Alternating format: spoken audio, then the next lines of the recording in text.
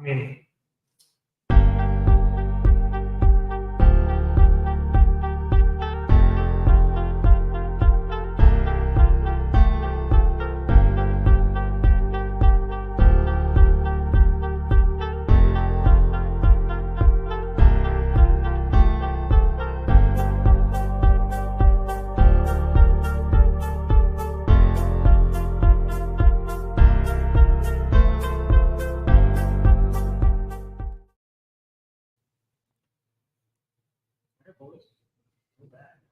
There we go.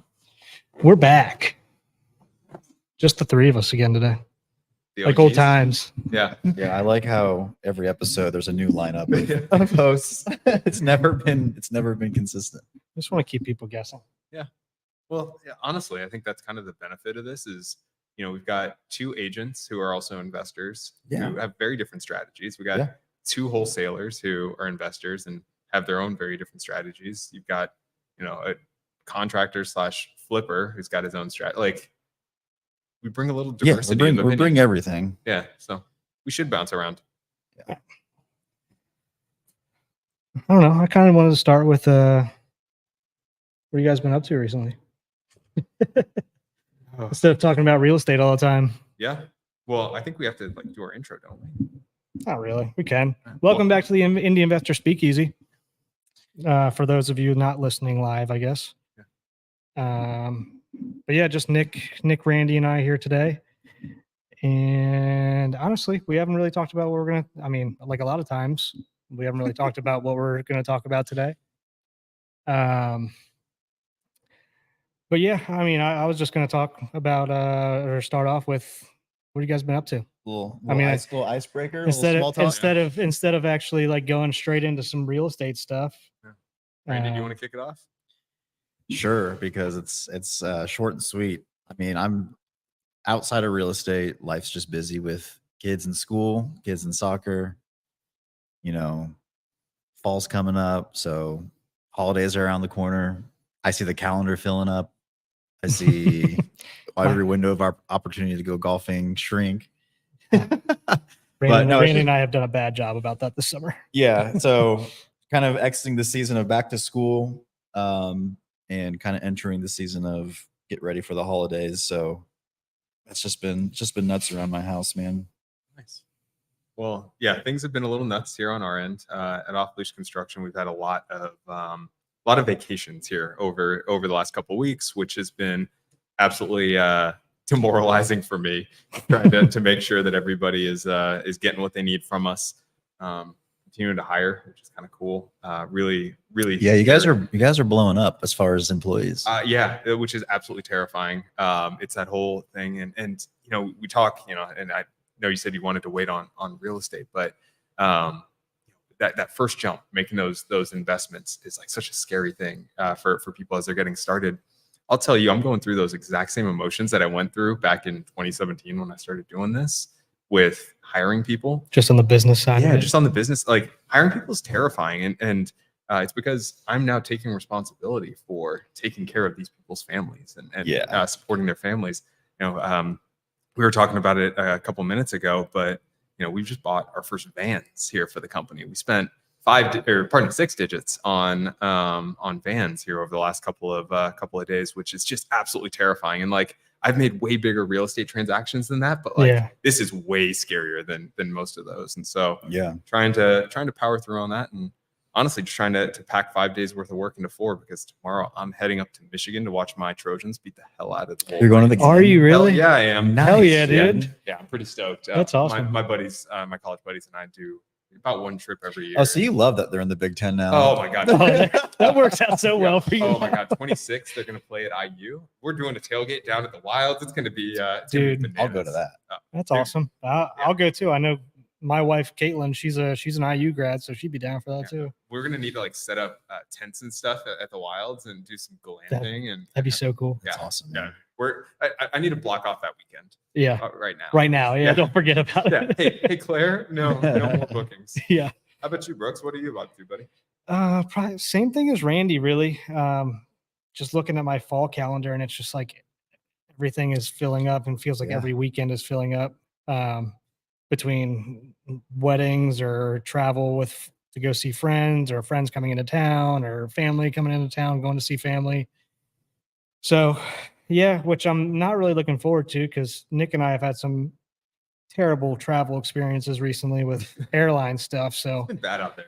yeah, so it's given me a little bit of anxiety for sure, but hopefully stuff is starting to be a little bit smoother with airlines by that time. But a lot of flights coming up here recently or in the fall and slash winter with holiday stuff. And you get it too because you fly out to see your family. Your family's close enough that you can kind of drive, I think, right? Yeah. So Yeah, they're or a driving distance, which is nice. so yeah, that's I think we're considering kind of strong arming people and just being like, no, I think you're coming to us this year. I think you're coming to the Midwest. yeah. yeah. I got some Airbnbs with your name on it. yeah.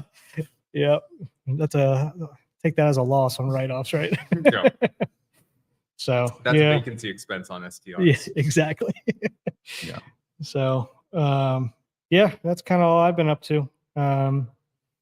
Yeah, business wise for Brooks and I, We had a lull there I- for dude, a couple it weeks. just- yeah, it just hit me. I was looking over like quarter numbers.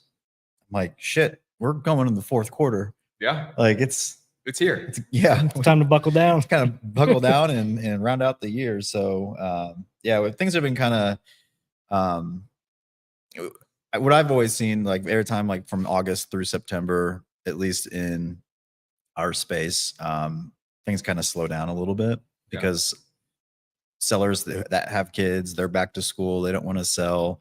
Same with like the retail market as well. So if you're like buying stuff or listing stuff on the market, things tend to sit a little bit longer. But we've been seeing a little bit of increase in activity on the seller side, getting more appointments, making more offers. Probably switch up some marketing stuff. We're heavy on cold calling, but I think it's time to still do that, but then get back to doing some more direct mail. Mailers. Start mixing Yeah. mixing a little bit. Yeah. So that's kind of like what we were talking about at our last meeting. A lot of retail stuff coming through. All right, you lot of guys have to retail stuff. promise not to steal this idea, but one thing that we've seen that's actually been pretty effective for the wholesale side for us recently has been actually partnering with junk out companies. And That's a good essentially idea. Buying the leads off of the junk out company. We have a couple that we work with just on the construction side, and so yeah. they're willing to kind of throw us a bone. But yeah, we those are generally situations that are pretty rough. Somebody is, estate sale or whatever that causes that, or has so much junk in the house they just want it done. So that's been pretty good for us, and probably has a higher conversion rate, but is much higher touch than cold calling or something like that. Yeah, no, that's great. I mean, that's thinking outside the box. I Yeah. mean, that's something that you see on your side of the business that we would never think of. But he brought it to me. Like, I wish I could take credit for that idea. Well, that was not mine. regardless, we still wouldn't have Yeah. heard about it because we're not on that side of the business as much. Yeah. Yeah. I mean, for us, like the equivalent for that for us is Realtors who have, other clients wholesalers. that they know that their homes are distressed or need a lot of work, and they're open to taking a cash offer versus putting it on the market and going through all that, those hoops with the inspections and stuff. But yeah, that's cool, man. Yeah. I love hearing about creative ways people get leads and deals. Weird. It was just a weird one that like dropped in our lap recently. It's like, wow, didn't think about that. That's a great idea. It takes somebody in a very blue collar job to open my eyes to a really white collar opportunity. So, Yeah. It was pretty cool. I'm curious to get your guys' perspective. I have a couple data points that I think are interesting, but like, what are you guys seeing in the market right now? Like, how has the market been? Are things selling? Is there a lot of demand out there? There's still a lot of demand from what I'm seeing. Are we talking investor side, retail side? I'm Maybe talking just differentiate it, yeah. Okay. Yeah, I'm just kind of talking the overall market. Okay. Yeah. From what I've seen, I know there's like Tyler and Max. They're more in the day to day on the retail side of stuff. They're full-time real estate agents, so they could. I wish they were here. They probably have a better insight than I do. But from what I've seen, there's still demand. But so on the buyer side, people are still wanting to buy. They're kind of just slow to pull the trigger. On the sell side, I noticed that a lot of homes that need a little bit of work are sitting a lot longer than what they used to. Yeah. Which not good for us. Yeah. So like when we get deals that we wholesale and put on the market, we have to really make sure it's a good deal, that someone's going to look past any work that needs to be done to go ahead and buy that house. Obviously, we price it correctly, but we still want to make sure it appeals to someone, because those properties, they used to go fast because the prices were so low for the areas. But now people are just like, I don't, with my mortgage being this much a month, you know, I don't have extra money to put towards any repairs, even if it's a good deal. I just want to move in and have it done, not worry about it. So the perfect homes, they're selling, but if it needs a little bit of work, I noticed that buyers are kind of more hesitant to pull the trigger on that. Yeah. How about you, Brooks? You seen kind of the same I've thing? noticed on some of the stuff that I've put out recently, a lot of people want to do on the buy side seller financing, which which has always been like an issue, and it's always like, all right, is this guy really serious? At 2% interest. There's one that came the other Oh, day yeah. that was like, oh, I'll put 5% down at 2% interest. I'm like, I don't think you know how this works. Yeah. And I was like $20,000 off the price. Yeah. Right, Well, yeah. I've gotten a couple of those through my agent, and I don't even respond back with anything other than the middle finger emoji. Yeah. Yeah. I remember you said you had an auto text back for Except for seller financing. Yeah. But I mean, I have gotten like some decent stuff come through in terms of like offer wise, and have gotten close on stuff. And it's just got me thinking a lot more about the seller finance side of just selling in general, which we've always kind of had a goal to do a couple here and there, but not a major part of our business. But it's something that I'm like, man, there's a market there, but maybe, I mean, that could be going away if there's going to be some Drop in rates. some pretty big drops in rates. We'll see what the actual, Yeah. how much it actually That ends up today? being. I think it was yesterday. I think it went down what? I probably should have read something Yeah. before I came on here and started talking about syndicated. Well, yeah, I mean, it's regardless. I mean, it's not anything that's going to be like drastic.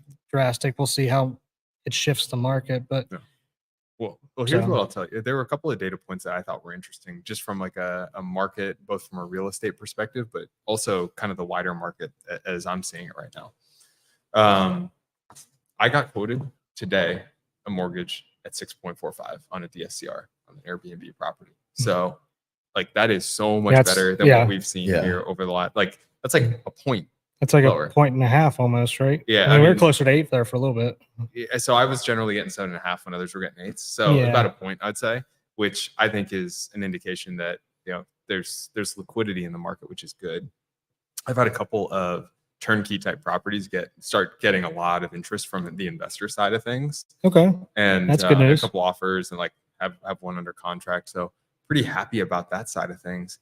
But then outside of the real estate stuff, I've been kind of looking at the wedding industry. That's obviously something I have exposure to, where that's discretionary spending, and it's, you know, people can crank that up, crank that down, depending on Yeah. how they're feeling. And the last year or so has been down pretty substantially from a demand perspective.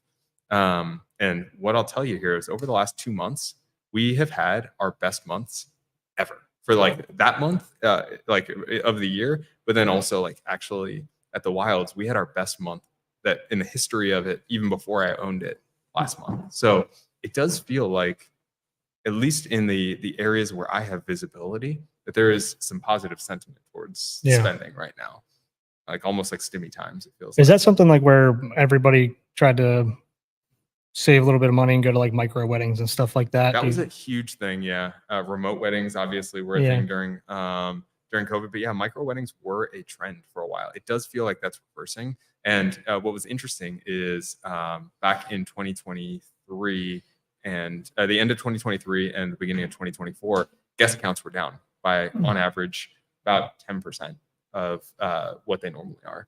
We are starting to see that creep back up. As you know, most weddings are based on head count in a lot of cases, like how much liquor you're going to provide, how much food you're going to provide. So yeah, it's one interesting data point that probably most people in the real estate investing world don't have visibility to.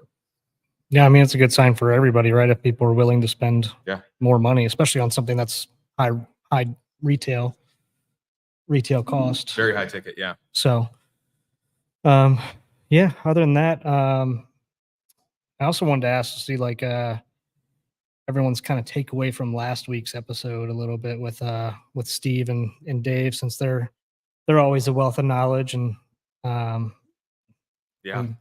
Yeah. I mean, that episode could have went. I mean, 2 or 3 hours. Yeah, and we're gonna have them back in to like actually break down a little bit more. I know that we'll was a little bit of definitely an do more that was more of because an overview. that didn't do the neighborhoods, like a neighborhood episode around Indianapolis, justice, because we went around the whole city in an hour, and that's just, you can spend an hour on one part. Yeah. If you want to really do a true deep dive. But yeah, I always love having them on. I like to hear the contrast and Dave and Steve's opinion on some areas. Their strategies are very different. Strategies are very different, and that's exactly why. That's why we wanted them both on at the same time, so we can kind of get some back and forth. But yeah, I mean, my takeaways are from Dave was, stick to the areas that you know well. He's always stayed in the same areas and always focused, and he's been doing it for 40 plus years. Yeah. And he's always been pretty conservative, right? Very Since I've conservative. known him, at least. Yeah. He stays true, and I know you do the same thing. Like when you analyze deals, you stay in your box and you don't deviate. And I don't care. It means we haven't done a deal in a minute, but like no, but that's okay. I mean, that's how you should be. That's how successful investors operate. They don't gamble. They run the numbers and they go, okay, this works or it doesn't. Yeah. But yeah, that's kind of how Dave is, and I've had multiple neighborhood episodes with him in the past, and everything he said last week, very consistent with what he said 3 years ago in a totally different market. I'm like, wow. So he just really he knows what he knows what a deal looks like. He stays there and he doesn't deviate from his process. Okay. Well, what I was listening for is I haven't really explored the West Side very much. I've been mostly east and kind of north side of Indianapolis, and I was waiting for them to tell me, either one of them to tell me, like, yeah, you really need to go explore on the West Side. Either one of them said that. Yeah. So like, check that off my to-do list. Which we could have another episode about the West Side, because I do think there's areas on the West Side. We've had a lot of success there. But I mean, that's a different, yeah. But there's areas of opportunity there, even for flippers. I've always looked at it as a long-term play over on that side. Okay. At least that's how from where we get deal, that's how I market them, because that's how the numbers play out. But there are pockets that work as, I think, great flip opportunities. Specifically around Marion University and even Eagledale. We touched on Eagledale last week. And people are still having success out there. It just works close to the Speedway. But yeah, and I mean, and I know I brought this up earlier about the seller financing stuff. We have a buyer that everybody knows that buys from us and does the seller financing, and they love doing it on the West Side. That's where they have the most success. You guys have close connections to this company? Yeah, yeah, something like that. Yeah. So, but yeah, it's depending on your, I think it comes down to depending on your strategy, right? Like they love the West Side because they want to do seller financing and it just works. And they're familiar with it. Yeah. So, I mean, if it's not something, I don't know, if it was me going into the West Side and didn't know anything about it, I'd probably ask somebody that is. It's like, hey, what do you think about this? And I mean, it's worth Randy, Nick, or I I mean, you could shoot us a message on anywhere on the Indie Investor social media and say, hey, what do you guys think about this deal? And one of us will get to it. And Nick loves deal analysis. I do love deal analysis. I put sent an email out to my followers, in addition to putting it out on the out of state investor symposium or out of state investors group.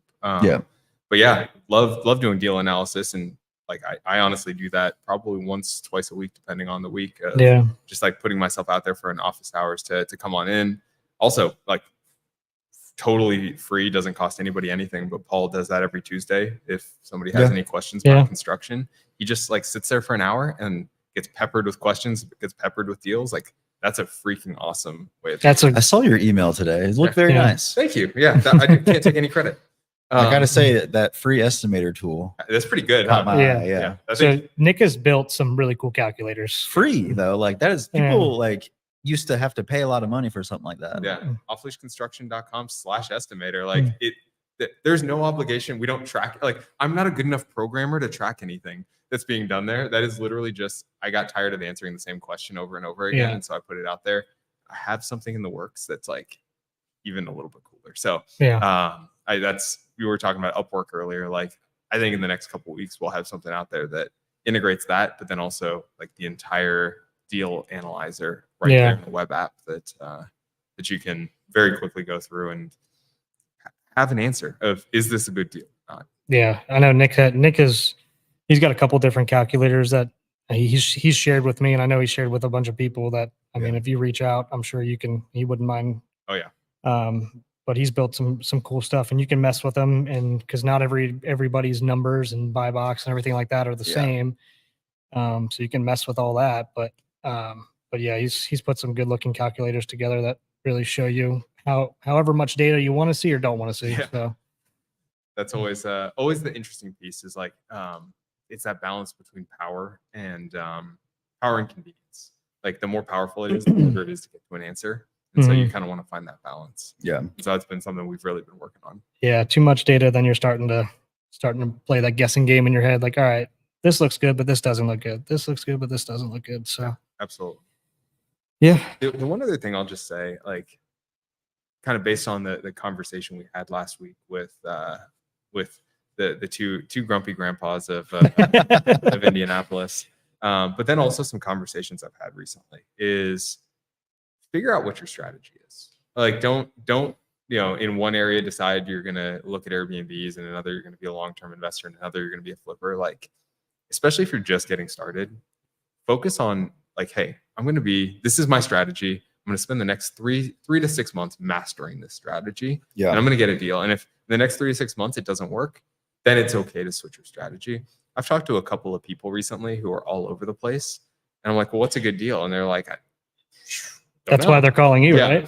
Yeah. When you're all over the place, you just can't dial in on something. And then you're forever going to live in kind of like, is this a good deal? Is it not? Because you haven't almost mastered one area. Absolutely. Well, it's not even necessarily like, it could be one area, but it's one strategy. One strategy. Yeah. And I think really understanding what you're optimizing for. Are you optimizing for ROI? Are you optimizing for return on equity? Are you optimizing for return on your time invested? Because there's a lot of strategies that we talk about. Honestly, all the stuff we do is super time intensive and probably not the best ROTI out there. Yeah. And so really figuring that out, I think, is super, super key. Do you have more time or do you have more money? That is the question you have to ask yourself. Yeah. Yeah. Sure. I mean, and something that we don't bring up a ton that I had a conversation with somebody about this week is, I mean, maybe you're not made for dealing with contractors or dealing with tenants or something like that. Yeah. I don't think I'm made for dealing with tenants or contractors for that matter. I mean, lending is a great other strategy as well. I mean, you sit there and think about it, like you can lend to anybody for anywhere from 8 to 12%, just depending. Yeah. And you don't have to deal with anything. Yeah. And I mean, you're not getting the equity out of it. So you gotta remember that in terms, unless you're going to partner on the deal with them, that's a whole different story, how you structure stuff like that. But it's just another way, start thinking about how you want to get involved into real estate. And it's something that I feel like people don't think about. They're like, oh, they want the status symbol of owning properties and all this different stuff. Like, man, you could do some really cool stuff and not even have to worry about it. Yeah. So, I mean, you do have to vet whoever your partner is on that deal, but still. So, yeah, I mean, you and I have talked a lot about that. Like, at one point, my door count was my vanity. Like, that was all I cared about. And now I'm like, 10 properties, I'd be happy as a clam. Yeah. Like, let me make the same amount of money with a third of the properties. Absolutely. So yeah, making sure you're measuring the right thing, making sure you're going in with the right goals, I think is super, super key. Mm-hmm. Yeah. What else you guys seeing right now? I know this is kind of spur of the moment. This is a true, like, sit down, have a drink, and let's just fucking talk. This is what we'd be talking about if we went out to the bar to have a drink. Or just honestly came here and didn't have a camera on. That's true. Shoot, man, I don't even know. Is there anything on either of your radars that you haven't done yet? You're thinking about maybe jumping into on the investing side, or maybe a different strategy? I think I've always been Well, in. Nick's Like, already done it all, but like, yeah, he's done most of it for sure. he's gonna start like a law firm or something. So before we go down that path, like I really thought a lot about it. I am somebody who suffers from ADD for sure. Like I haven't been diagnosed, but the more self-reflection I've done over the years, like, yeah, there's no way I don't have ADD. And so with that in mind, like I realized for myself, one of the things I was kind of looking at is I had two things that ruled my life. I had my calendar, and then I had my to-do list. And then my to-do list was unlimited. Yeah. And like you can always add more things and say what's your priority in there. But what I was quickly realizing is the number of things that I needed to get done by X date far exceeded what I was actually getting done because there just weren't enough hours in the day. And I actually upgraded. I pay for a far too expensive tool to now like have those things be the same. Yeah. And so it like auto puts like my tasks and I have to say how long things are going to take onto my calendar. And eventually it's just like, no, you're not getting it done. Like you're done. Your week is like, I already looked at next week and it's like, it's shot, it's done. Like I'm not going to be able to add anything else. And so it kind of to your point, yes, I've been all over the place. I'm ADD. And so I have to say no now. Yeah. Almost everything because I cannot fit it in anymore. Yeah, you like to master something, then you're like, all right, I'm bored of this. I need a new challenge. 100%. Yeah, absolutely. But if you had time, what would I do? If you waved a magic wand and they're like, Nick, we'll give you what's your next? We'll give you the bandwidth to take on another business or another just another way for you to make money or whatever. What would you? I would love to go and actually be a flipper. Like I did that for a while, and I so like that. It's a really cool thing. So when you say actually be, because you flip, I do occasionally, but you're not the scale you were. Like I would want to go operate at scale and like actually put offers. I put like 3 offers in a week. Like that's not what a real flipper's doing. Like a real flipper's probably putting in 3 a day. Mm-hmm. Yeah, and so I'm not analyzing enough deals. I'm not spending enough time. Like I have my team look at it, and then if they don't have anything they want to present to me, then we just don't even talk about it for the day. It's not your main priority. No, it's not. It's not. But so that's something that I think is so cool, turning trash into treasure and like turning something into an incredible home for somebody. That is something that is so cool. And I now have the team in place that I know isn't going to steal my money or do a poor job. And so I feel really good about it now, where it's that interesting situation where I was a flipper at scale when I didn't have the right team in place, and now I have the right team in place and I don't have the time to utilize them. So you do have the team in place to just scale the shit out of a flipping business. Oh my God. It would be so eventually, once I've got this place running on autopilot, then I'll probably put more offers in. But let me tell you, my cost of construction is pretty good today. Yeah, you've really whittled that down now. Owning a whole business. Yeah, when you own the business, when you own the trucks, when you own when you have the W-2 employees, it definitely is helpful. Yeah. So that I would say that's kind of the area. It's nothing new for me, but it is something that I would like to really give attention. Yeah. I mean, for me, I think one thing that I've always thought was pretty profitable and scalable if you do it right, similar to your company, is a landscaping company. Mm-hmm. I always see demand for it. And especially like in my area where I live, you just have little mom and pop shops. I'm like, man, I've always almost approached one of them and I was like, can I just run your marketing and operations? Because in my head, I know how to be a lead sourcer. Right. Or something, because, and it's always been in the back of my head, but that's one thing I would want to do, because I think, first of all, that's something it's like passionate about. Like it's a hobby of mine. I like landscaping, yard work. It's just like my thing. And that's probably why I like golf, because they have great grass. Yeah. But that's one thing I've always kind of kept in the back of my mind. I'm like, man, I should probably just approach one of these small companies who I know are just like, let me automate your business. Yeah. Like, yes. Only put this on autopilot. Are really, really cool. Yeah. I'm actually part of a accelerator right now that's like for service industry. Yeah. And my God, you're right. Landscaping, window cleaning, huge, man. And easily scalable, super scalable. And it's hard. It's a labor intensive business and it's a low margin business, but like, you can crush crush it. You can if crush you it. can hit some scale. So if I wave my magic wand and I was able to do it today, that's probably what I would do. Yeah. Something outside of real estate, but Yeah, and shout out Sweaty Startup. I don't know if you guys have followed him at all, Nick Huber.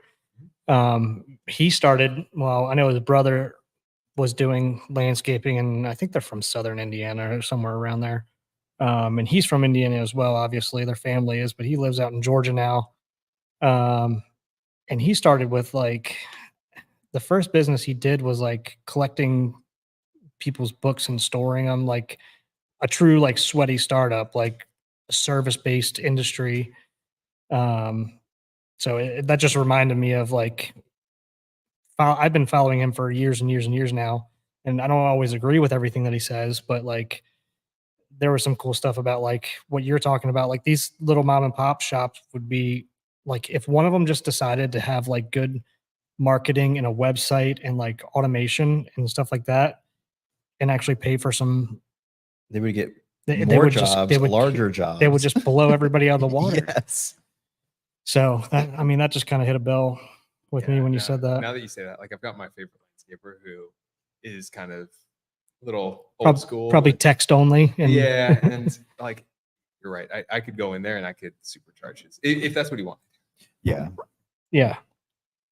And What like, about you, Brooks? and just send like an easy automated, here's your invoice. They don't have to go home and do invoices. And Oh, dude, the software that we're using right now works with any service industry. Like it's not cheap, but like it automates the business. what is it? House That's Pro? huge. House Call Pro. House Call Yeah, Pro. I think you because I think we did some like plumbing stuff for you. You probably got Yeah. like the texts and all that. Like that's all automated. Yeah. It's You don't have to super worry easy. about it. Yeah. You don't have to build it out really. Yeah. Plumber showed up. Plumber did the work. Plumber left. I probably asked you for a review, and it automatically sent you the invoice. Like, Yeah. how masterful is that? Yeah. And besides leaving an invoice on someone's door. Yeah. You Yeah. know what I mean? Yeah. I Like, mean, which one of the landscaping companies that I use to like do That's what they do. fertilization, they leave it in my door. And I'm like, and like you could do really, Take it automatically out of my bank account. yeah, well they do, but it's still like, man, just text me the invoice. Don't leave it. It's going to end up being litter if it blows away. Yeah. So, How about you, Brooks? What would you do? I guess something that I've always like looked into was something commercial, whether it be, like instead of having a bunch of doors, putting a bunch of doors under one roof, or doing warehouse, doing storage, something like that. Just like the regular stuff. And something I've been interested in a little bit recently is like, I guess not too different from the wedding industry would be like a boutique hotel or something like that. I think would be a cool build out. Zoning's a pain, but Yeah, I'm sure it is. Like, it's not something that I've done a ton of research on, but it's something that I've heard a little bit from and in different podcasts and have had a couple connections with people who are starting to delve into it a little bit. And it's just intriguing.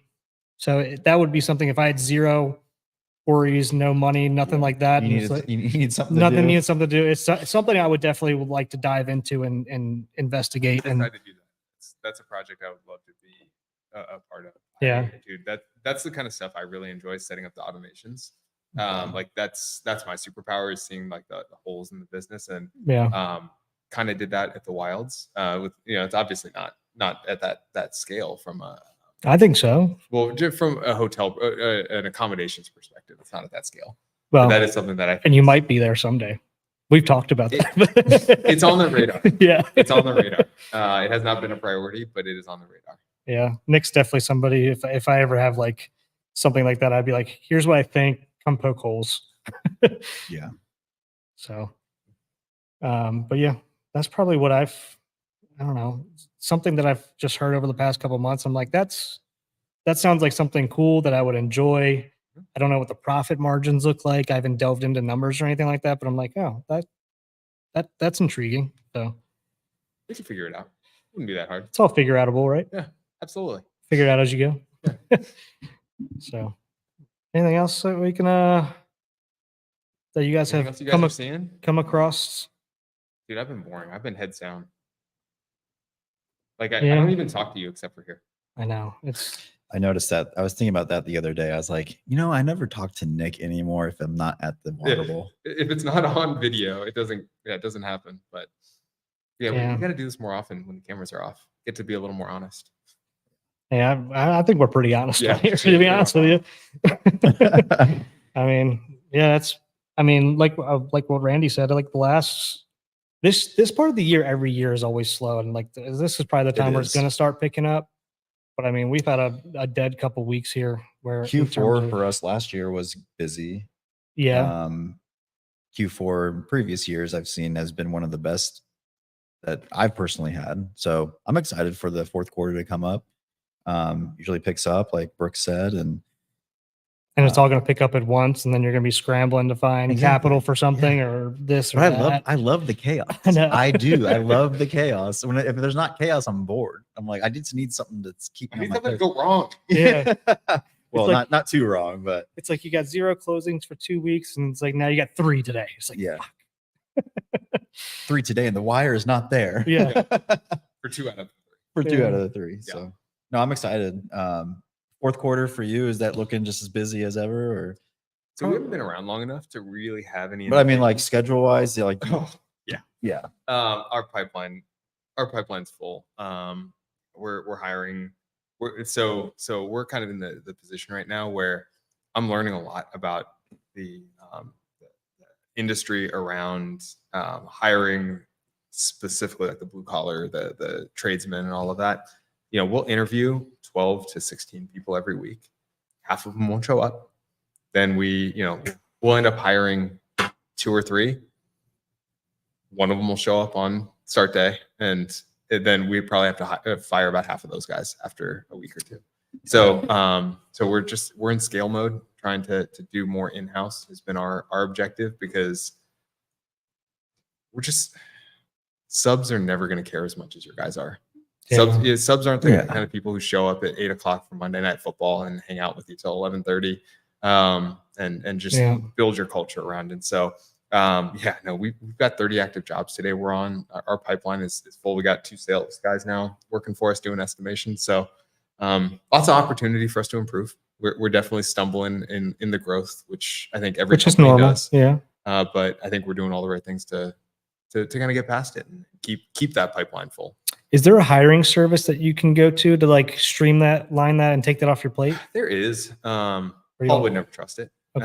Paul wants to see the people eye to eye, is really what it comes down to, and determine, like, he'll look them in the eye and just kind of see, like, is this the kind of person? Because who- he's talked to so many subs and so many tradesmen. Oh and my it's like God. he can tell just by talking to them. Oh my God. Are they going to work or not? One, he'll ask like 2 questions, and he'll be like, "No, just done. I'm out."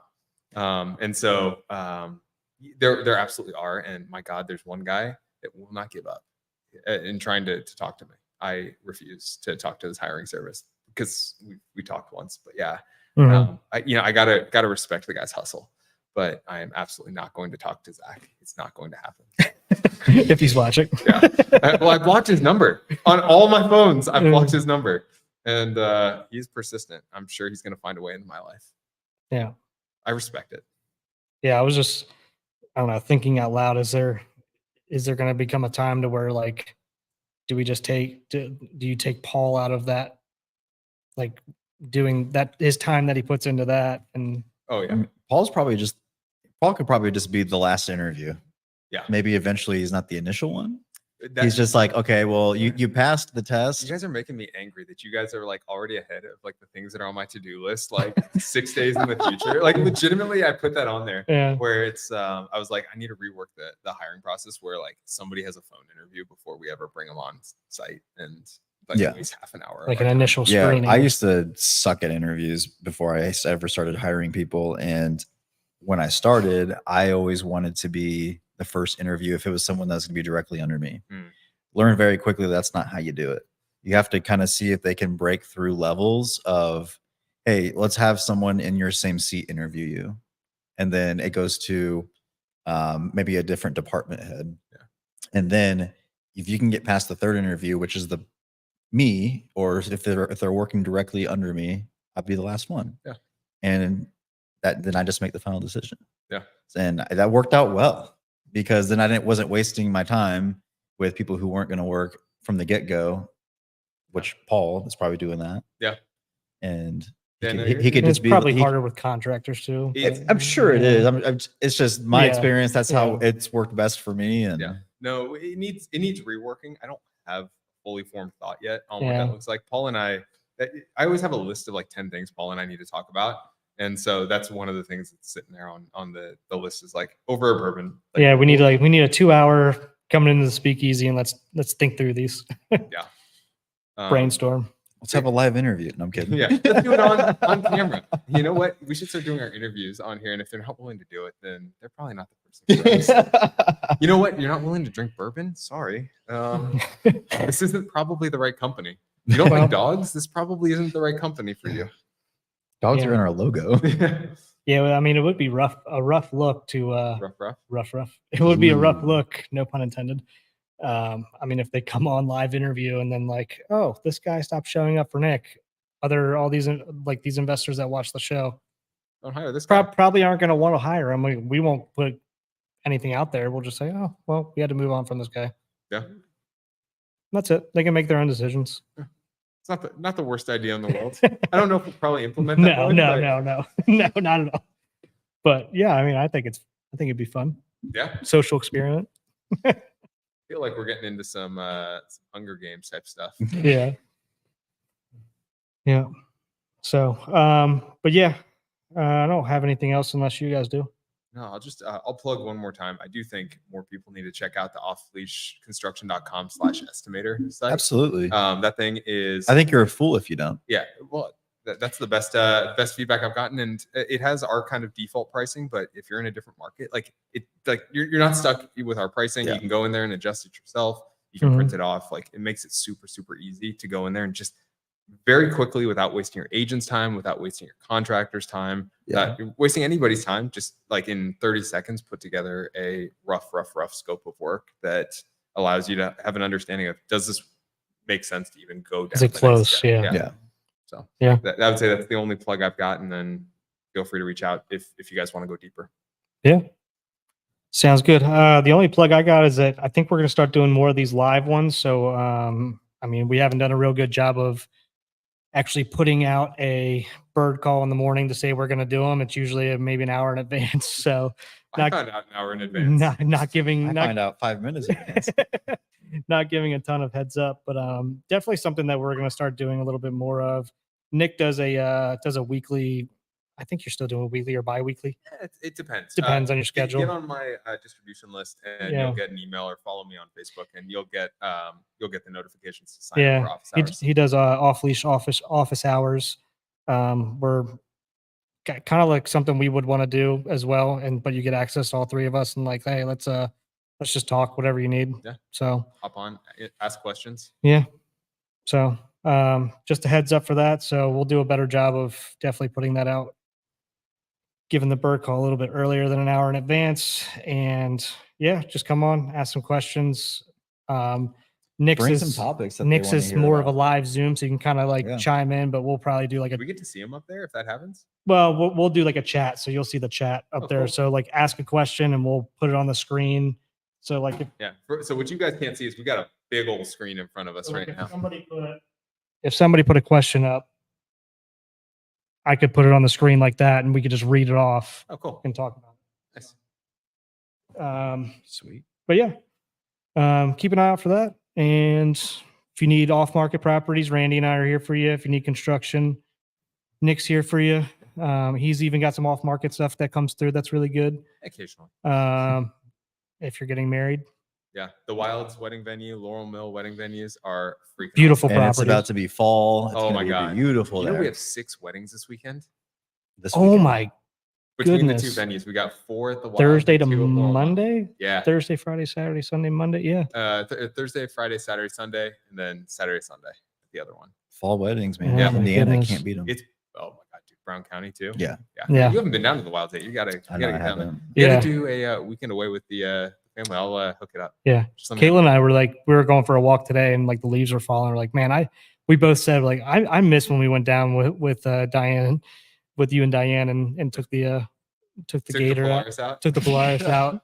I mean, the property down there is gorgeous. Like if you haven't been, I mean, he's got a couple Airbnbs down there. Staywilds.com if you just want to go down for a couple of days. It's a really cool, Yeah. really cool location just to relax and enjoy a fire pit and 125 acres. Yeah, it's absolutely gorgeous. So, what else we got?